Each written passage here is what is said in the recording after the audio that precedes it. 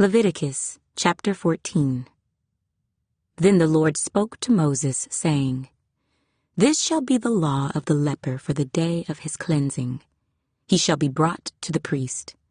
And the priest shall go out of the camp, and the priest shall examine him. And indeed, if the leprosy is healed in the leper, then the priest shall command to take for him who is to be cleansed 2 living and clean birds, cedar wood, scarlet, and hyssop. And the priest shall command that one of the birds be killed in an earthen vessel over running water. As for the living bird, he shall take it, the cedar wood, and the scarlet, and the hyssop, and dip them and the living bird in the blood of the bird that was killed over the running water.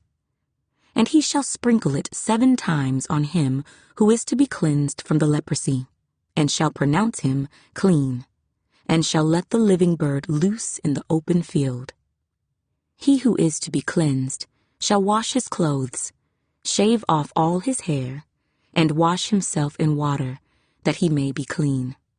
After that he shall come into the camp, and shall stay outside his tent 7 days. But on the 7th day he shall shave all the hair off his head, and his beard, and his eyebrows, all his hair he shall shave off.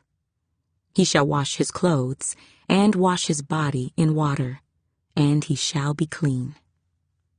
And on the 8th day he shall take 2 male lambs without blemish, 1 ewe lamb of the 1st year without blemish, 3/10 of an ephah of fine flour mixed with oil as a grain offering, and 1 log of oil.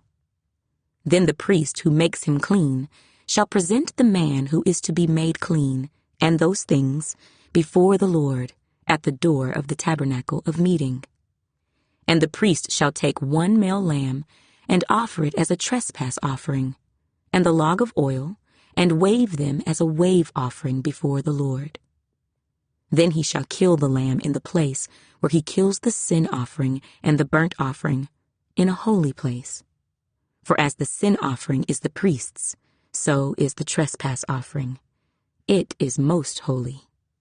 The priest shall take some of the blood of the trespass offering, and the priest shall put it on the tip of the right ear of him who is to be cleansed, on the thumb of his right hand, and on the big toe of his right foot.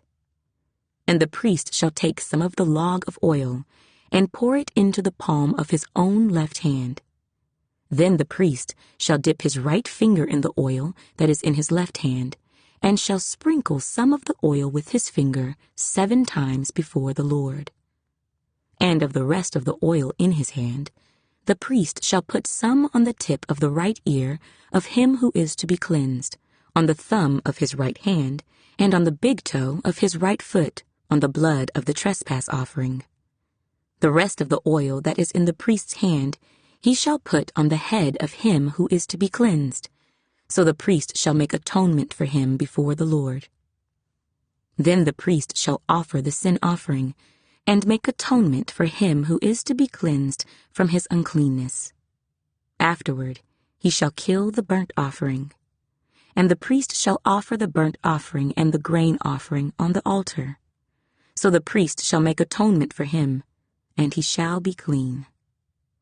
But if he is poor, and cannot afford it, then he shall take 1 male lamb as a trespass offering to be waved, to make atonement for him, 1/10 of an ephah of fine flour mixed with oil as a grain offering, a log of oil, and 2 turtle doves or 2 young pigeons, such as he is able to afford.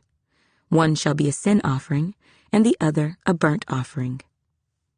He shall bring them to the priest on the 8th day for his cleansing, to the door of the tabernacle of meeting before the Lord. And the priest shall take the lamb of the trespass offering and the log of oil, and the priest shall wave them as a wave offering before the Lord. Then he shall kill the lamb of the trespass offering, and the priest shall take some of the blood of the trespass offering, and put it on the tip of the right ear of him who is to be cleansed, on the thumb of his right hand, and on the big toe of his right foot.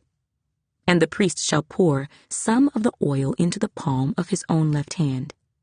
Then the priest shall sprinkle with his right finger some of the oil that is in his left hand 7 times before the Lord.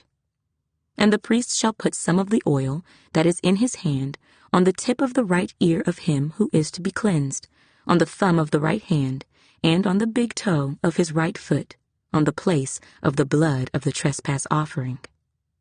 The rest of the oil that is in the priest's hand he shall put on the head of him who is to be cleansed, to make atonement for him before the Lord. And he shall offer one of the turtle doves or young pigeons, such as he can afford, such as he is able to afford, the one as a sin offering, and the other as a burnt offering with the grain offering. So the priest shall make atonement for him who is to be cleansed before the Lord.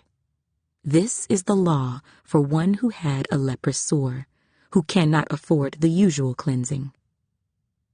And the Lord spoke to Moses and Aaron, saying, When you have come into the land of Canaan, which I give you as a possession, and I put the leprous plague in a house in the land of your possession, and he who owns the house comes and tells the priest, saying, It seems to me that there is some plague in the house. Then the priest shall command that they empty the house before the priest goes into it to examine the plague, that all that is in the house may not be made unclean. And afterward the priest shall go in to examine the house. And he shall examine the plague. And indeed, if the plague is on the walls of the house, with ingrained streaks, greenish or reddish, which appear to be deep in the wall, then the priest shall go out of the house, to the door of the house, and shut up the house 7 days. And the priest shall come again on the 7th day, and look. And indeed, if the plague has spread on the walls of the house, then the priest shall command that they take away the stones in which is the plague, and they shall cast them into an unclean place outside the city. And he shall cause the house to be scraped inside, all around, and the dust that they scrape off they shall pour out in an unclean place outside the city. Then they shall take other stones, and put them in the place of those stones, and he shall take other mortar, and plaster the house. Now if the plague comes back and breaks out in the house, after he has taken away the stones, after he has scraped the house, and after it is plastered, then the priest shall come and look.